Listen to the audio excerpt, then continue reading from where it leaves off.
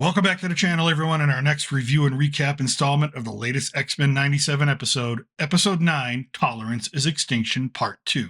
There will be major spoilers in this video. Can't avoid it, because this episode went places that I did not think it would go, and we have to talk about them. If I were ranking these episodes, this one would rank as the second best episode in the series, for me, just behind Episode 5, where Genosha was attacked and Gambit was lost. However, this series does something that really challenges the audience. If I'm being honest, I am siding with Magneto at this point. It's hard not to empathize with his history, and it's hard not to understand his motivations. I know, Charles is the voice of reason, but I just don't see Charles's side as clearly as I do Magneto's at this point. So let me know in the comment section below. Do you see things the way Magneto does, or do you agree with the professor? There also seems to be a pattern developing in these later episodes.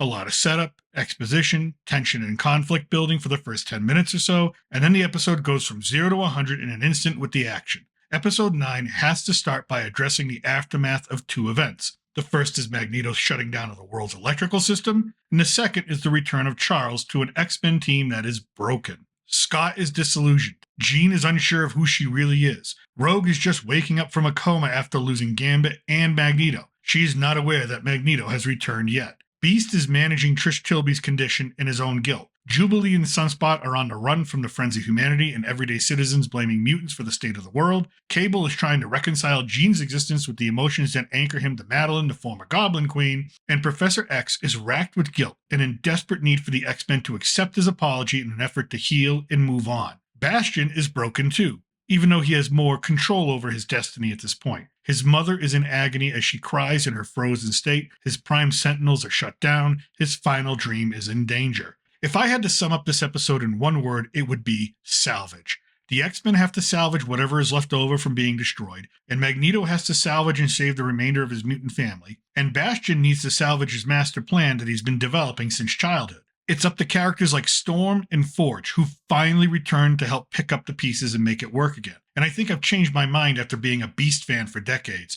I think Storm just became my favorite, especially seeing just how incredibly well written her character is in the series. She and Forge show up to save Sunspot and Jubilee. We get Professor X looking at the destruction his absence has caused. Cyclops walks away from the Professor instead of patching things up. The only real happy moment the X-Men share is when Storm returns, and I think this is deliberate. If anyone is going to take over as team leader, it should be Storm, not Scott. He's just not mentally capable of the role at this time. Storm is more mature and sure of herself. Her presence just instills confidence in the others. Now, in the beginning of the episode, we can see Magneto create Asteroid M, a new sanctuary that will float in space for mutants that want to join him. He brings it first to Charles's mansion, and there we have our first confrontation between the two. Now, if you did not notice, during this scene, Rogue is wearing Gambit's jacket. She and Sunspot decide to go with Magneto, agreeing with his perspective. Both have lost so much to intolerance. Rogue lost Gambit, Sunspot lost his family, and again, it's hard to argue with the decision after everything that has been done. A subtle and meaningful moment is when Rogue drapes Professor X in Gambit's coat. To me, it signified Rogue not only letting go of her grief, but laying the blame on the Professor for Gambit's death. And again, I sound like a broken record at this point, but the writers throughout the series have peppered in a lot of these heavy, layered emotional moments for the fans to dissect. We get scenes of Cable and Cyclops bonding together as father and son over the coming fight. In this scene, we also get a jab at the 2000 Fox X-Men film.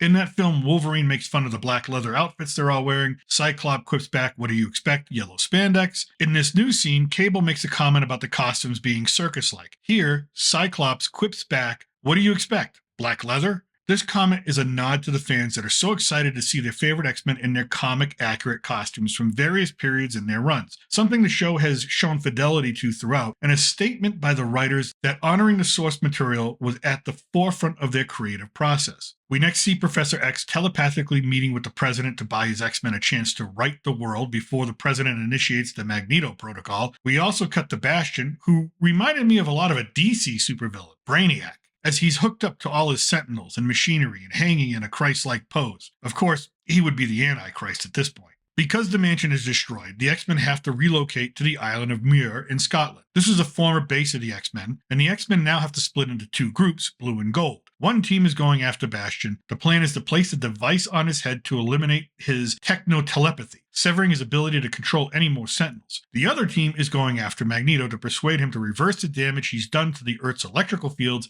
before it becomes permanent and kills millions. So let's take them one at a time. Storm, Forge, Beast, Morph, Jean, and Cable infiltrate Bastion's volcanic island. Bastion releases dozens of Sentinels under his control to defend against them. Forge and Storm stay in the air to distract them, while the rest continue on foot. Mr. Sinister makes himself known to Jean at this time, taunting her, and an incredible fight ensues. It seems like a stalemate until Cable turns on Jean. He was programmed by Sinister as a baby in episode 3, and now that program is activated. He targets Jean, who calls out to Scott with her telepathy, but Scott can only watch on as his son seemingly obliterates Jean. Beast, Morph, and Cable battle more Sentinels. Beast getting in some classic Beast one-liners, and Morph turning into his best cameo yet, the Hulk. And we get a Hulk smash. Meanwhile, Morph impersonates Mr. Sinister to get close to Bastion so he can place the device on Bastion's head. The charade does not work, and Bastion puts Morph down. Beast is there to pick up the device, and just when you think he's going to be successful, the machinery surrounding Bastion and under his control takes Beast out of the equation, as well as taking possession of the device that all their hopes were placed upon. Now, that's where that sequence ends. So let's get to the other team.